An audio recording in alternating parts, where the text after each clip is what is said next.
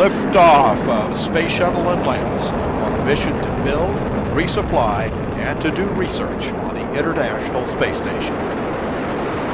Houston now controlling. Atlantis begins its penultimate journey to shore up the International Space Station. From the dawn of man, there have been many mysterious sightings and reports from the heavens. Some of these are depicted in caveman drawings from thousands of years ago. This drawing comes from Itolo, Tanzania, and dates back over 29,000 years. It appears to document UFOs sending rays to the ground with what seems to be impact marks on the Earth's surface. Proof of alien visitation continues throughout human history. Here we see a picture of Nuremberg on April 14, 1561. Hans Glasser was a journalist of the 16th century. He described a mind-blowing event that occurred in the early hours of the morning. His drawing shows a sky full of strange objects flying back and forth and engaging as if it was an episode of Star Wars, with spacecraft screaming through the skies and fire on the Earth. He reports many of the residents witnessed this event and they saw it as a sign of God. And then the Foo Fighters of World War II. Thousands of pilots reported mystery orbs buzzing their aircraft while on bombing runs and patrolling the skies above Europe. This phenomena frightened both the Allied and Axis forces into believing the other had developed a secret weapon in a time where technology had been moving forward with a destructive rate. In fact, Churchill himself was inquiring into the subject, and it's believed he ordered a cover-up through fears of widespread panic. His memo here reads, "What does all this stuff about flying saucers amount to? What can it mean? What is the truth? Let me have a report at your convenience." Signed, Winston Churchill. 1947, Roswell. Arguably history's most debated UFO event. General William H. Blanchard ordered his press office to release a statement announcing a flying disc recovered from the desert of New Mexico, but 2 days later rescinded the claim. The cover-up began, military this time stating the wreckage recovered was a high-altitude weather balloon. How military, including a 4-star general of the Air Force, could not distinguish the difference between a weather balloon and an alien craft just 2 days prior is almost as big a mystery as Roswell itself. As we move through modern times, the UFO phenomena has become a movement, with millions of people witnessing strange aerial phenomena. Technology looks to answer the age-old question, who or what is this phenomena? My position now, I think, is that I believe that about 5% of these things are interplanetary, that is, they come to us from a world outside our planetary system, and that some of them are in fact inhabited by intelligent beings of some kind, and some look as if they're remotely controlled. The 5% rule has become the status quo for the UFO phenomena. This refers to the amount of sightings reported to those that are thought to be real. This catchphrase can be tracked back throughout modern UFO history.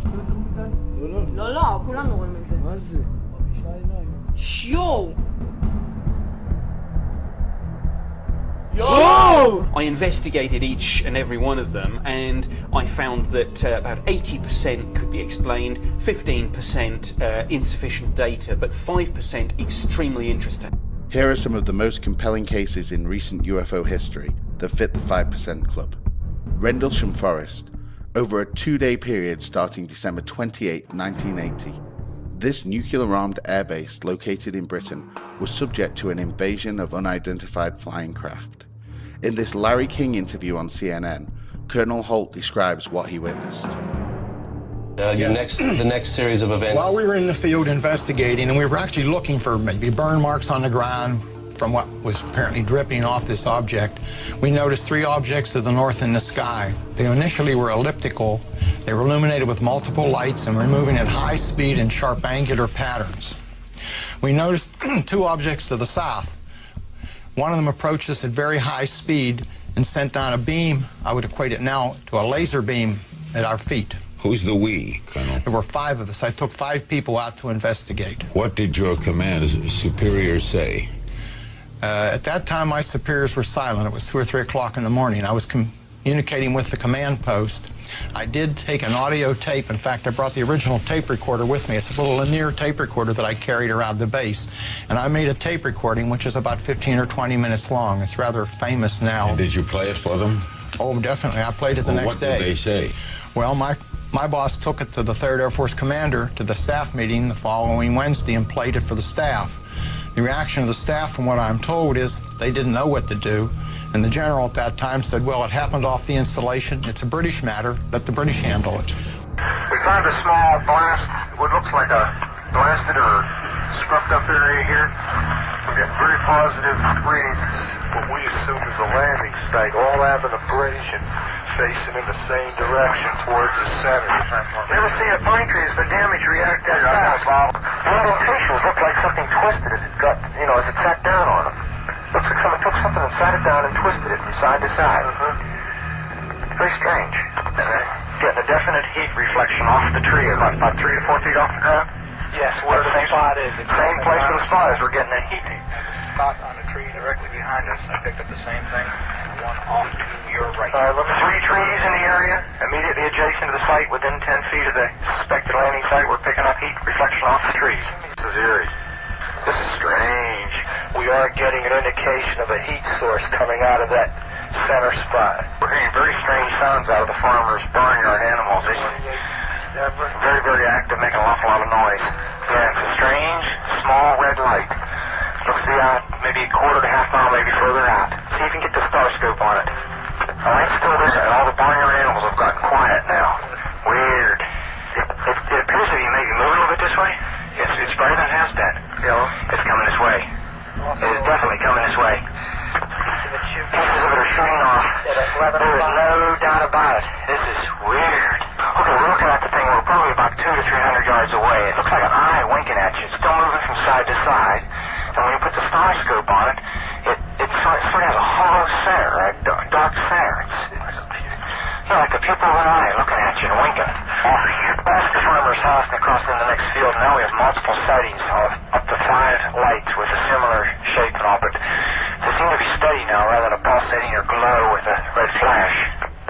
We just crossed the creek, and we're getting what kind of readings now? Getting 3 good clicks on the meter, and we're seeing strange lights in the sky. Here he comes from the south. He's coming toward us now. Now we're observing what appears to be a beam coming down to the ground. This is unreal. And the flash is so bright to the star scope that it almost burns your eye. Another compelling case study is Japan Airlines Flight 1628. On November 17, 1986, Captain Kenju Teriyuchi was flying from Paris to an airport near Tokyo, Japan. They were on the Reykjavik to Anchorage section of the flight. At 5:11 p.m., the crew witnessed 2 unidentified flying objects to their left. These objects rose from below and closed in on the aircraft. Those 2 craft then departed, and a much larger disc-shaped object started trailing them. It was as if they had been scouted and hunted down. For the next 50 minutes, they were pursued by this unearthly craft through the Alaskan darkness. That forced the pilots to request a change of course from the air traffic control. The pilot stated they had to get away from that object. Captain Teriyuchi said he could feel the heat from the intense glow of the object on his face. Here's a recording of the communication with air traffic control from that day. Deviate from some object, equating 240. Spinner 1628 heavy. Deviation is approved as necessary for traffic. Quite a big. Make a formation. Spinner 1628, sir, do you still have the traffic? Disappeared. Spinner 1628, I understand you do not see the traffic any longer. Almost immediately after this exchange, an urgent message comes in from Elmendorf Air Force Base. Yeah, this one has 2. We have confirmed there is a flight size of 2 around your 1550 squad. 1 primary return only. Okay, where is he following him? It looks like he is, yes. Okay, stand by. Spinner 1628 heavy. Military radar advises they are picking up intermittent primary target behind you. In trail, I say again. Do you have anybody to scramble up there, or do you want to do that? Oh, we're going to talk to your liaison officer about that. It's the concern of Japan Airlines, taking 360 now, still following. Okay, we're calling military desk on this. With military radar confirming the alien craft, and a pilot with over 10,000 hours of flying experience, this makes JAL 1628 one of the best documented cases in UFO history. It's worth noting that Captain Teriyuchi was grounded by Japan Airlines for talking to the press, and was only reinstated as a pilot years later. With all the evidence and compelling information out in the public domain, it would be unimaginable that any denial would be in existence. Yet the very force that the people lock into power continues to subdue vital information on the very subject that could well unlock humanity's destiny. The cover-up dates back years. In 1952, General John Sanford held a press conference after government research into the subject of UFOs.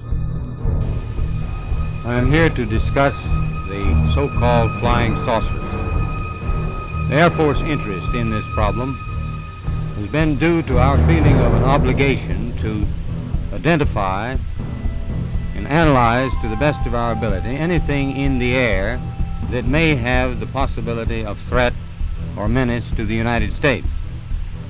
In pursuit of this obligation, since 1947, we have received and analyzed between 1,000 and 2,000 reports that have come to us from all kinds of sources. Of this great mass of reports, we have been able adequately to explain the great bulk of them, explain them to our own satisfaction. We've been able to explain them as hoaxes, as erroneously identified friendly aircraft, as meteorological or electronic phenomena, or as light aberrations. However, there have been a certain percentage of this volume of reports that have been made by credible observers of relatively incredible things. It is this group of observations that we now are attempting to resolve. Our basic difficulty in dealing with these is that there is no measurement of them that makes it possible for us to put them in any pattern that would be profitable for a deliberate, custom sort of analysis to take the next step. We have, as of date, come to only one firm conclusion with respect to this remaining percentage, and that is that it does not contain any pattern of purpose or of consistency that we can relate with to any conceivable threat to the United States. We can say that the recent sightings are in no way connected with any secret development by any department of the United States. The government deception continues even today. In an official statement from the Obama administration on the subject, they state, "The US government has no evidence that any life exists outside our planet, or that an extraterrestrial presence has contacted or engaged any member of the human race." The question has come up in several White House press conferences over the years, and the misinformation, joking, and stigmatizing continues. Or a joke. Maybe it has. Part of a grand conspiracy. I'm not aware of any plans the president has to make public any information about this, but does he feel he's gotten to the bottom of it? Well, I know that he has joked publicly before about one of the benefits of the presidency is having access to that information. I don't know whether or not he has availed himself of that opportunity, but if we have more on this, we'll let you know. At night, under cover of darkness? Potentially. But this is no joking matter, and although planet Earth's only superpower refuses to acknowledge the evidence other world governments have, the Mexican government released this footage of unidentified objects tracked by their fighter jets on March 5th, 2004, 11 UFOs invading their sovereign airspace. Y van a una velocidad, pero 1, 2, 3, 4, 5, 6, 7, 8 en la pantalla. Síguelo, no lo cierres. And in 2016, the Chilean government declassifies and releases footage taken from one of their Navy helicopters. Twice during the encounter, the UFO ejects an unknown material into the air, which is only visible on the infrared spectrum. To the naked eye, the object itself is barely visible. the substance it expels disappears straight into the clouds. Many experts, including aeronautical engineers, were unable to explain this unidentified flying object. Even the British are at it. In recently declassified UFO files from the Ministry of Defense was a story of a fighter pilot, Milton Torres, ordered to shoot down and destroy an unidentified flying object. Here in an interview with Sky News, he talks about his experience.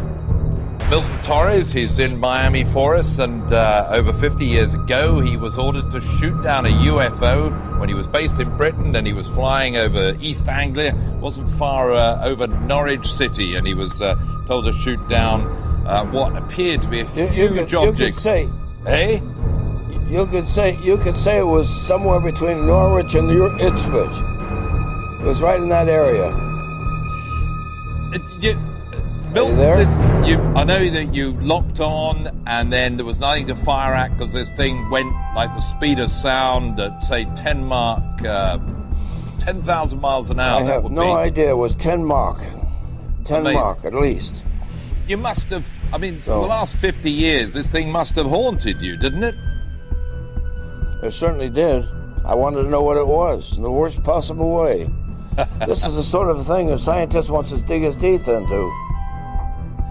Did you do some research on it? Are you there? Say again? I was just wondering, have you spent a lot of time researching into what it might have been, what it could have been? Well, yes, I did. I did a lot of researching on my own, but I found nothing that we knew of. So that's the best I could come with it. It was just way too fast and way too, well, let's put it this way. It aberrated all of the laws of Newton that Sir Isaac Newton put in place. So that's why I know it was something different. And it certainly wasn't, you don't feel you could have been fooled by reflections in the sky. There was something solid, something tangible there were two of us. There were two of us, myself and my wingman. And my wingman, for the life of me, I cannot remember who he was. But whoever he was, I just didn't know who the hell besides myself could be seeing this. So that was two radars up there, not just one, and the GCI radar as well. When you went up to fly again after that, I mean, did you always think I might see it again? Well, I always hoped, but I never saw it again. And what about other pilots? Did you ever talk to other pilots about it? I mean, did other pilots say, yes, yeah, I've seen talked something? To several others. I've talked to several of them, and most of them have said they've seen something, but they didn't know what it was. But presumably, and that's about the bottom line. But everybody like you presumably was sworn to silence and sort of threatened by the government to keep your mouth shut or lose your job. Well, let me tell you why it was so scary to me. They promised to take me out of my airplane, and I loved my airplane more than I loved anything, including my mother.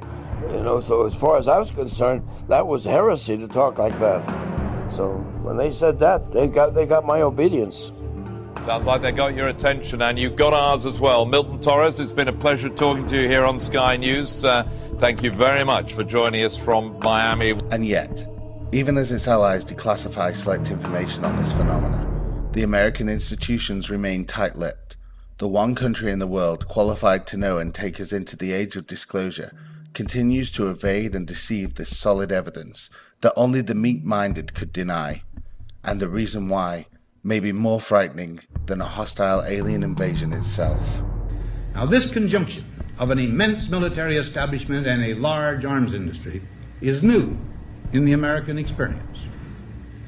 The total influence, economic, political, even spiritual, is felt in every city, every state house, every office of the federal government.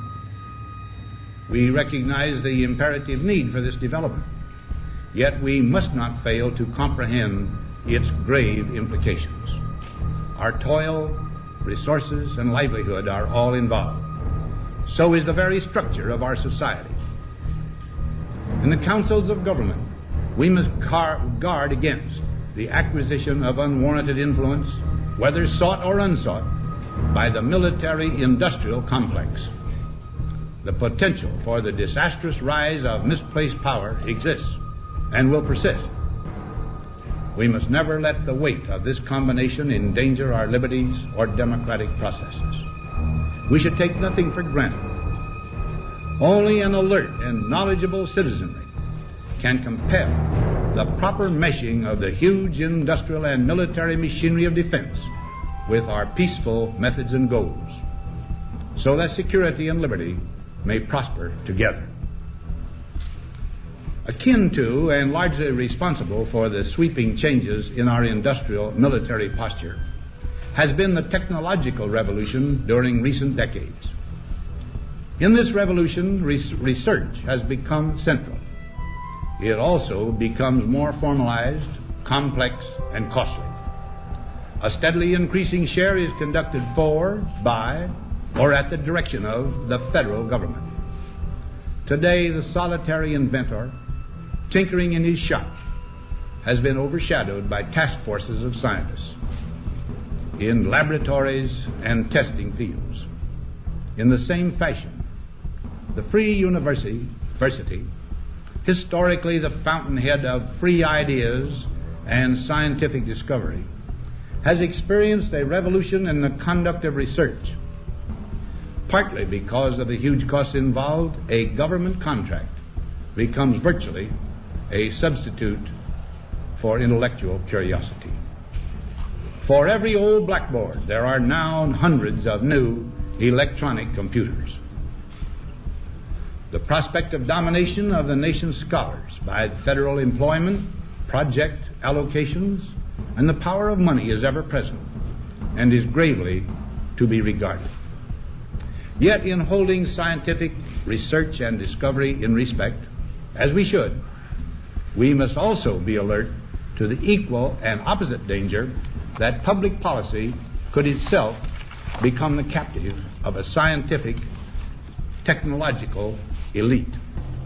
It is the task of statesmanship to mold, to balance, and to integrate these and other forces, new and old, within the principles of our democratic system, ever aiming toward the supreme goals of our free society. In 1997, talk show host Art Bell received this disturbing phone call from a man claiming to have worked at Area 51.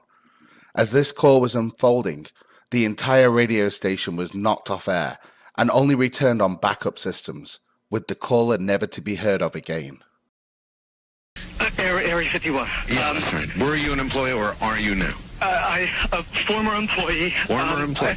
I was let go on a medical discharge about a week ago, and I've kind of been running across the country. Oh man, I don't know where to start. They're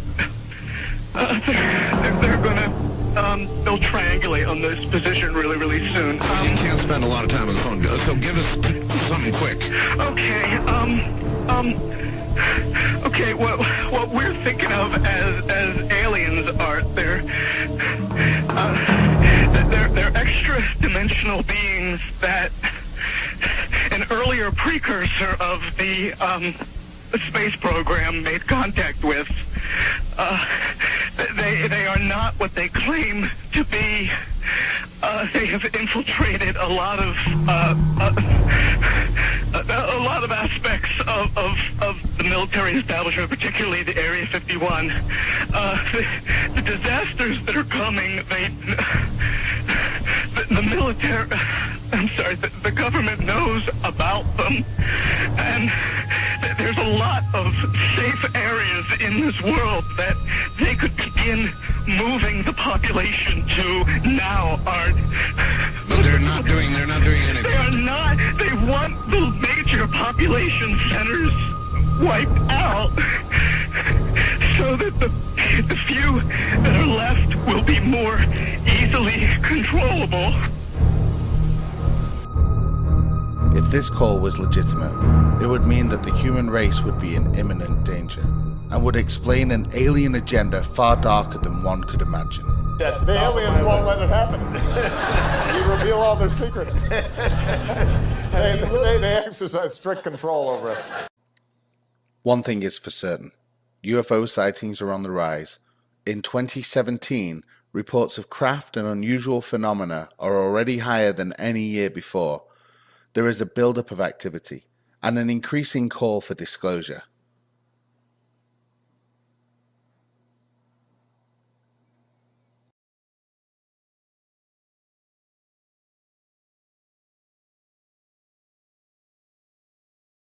With even past presidents now alluding to something locked away deep inside the circle of secrecy, it would seem we are heading towards a penultimate conclusion to this age-old question.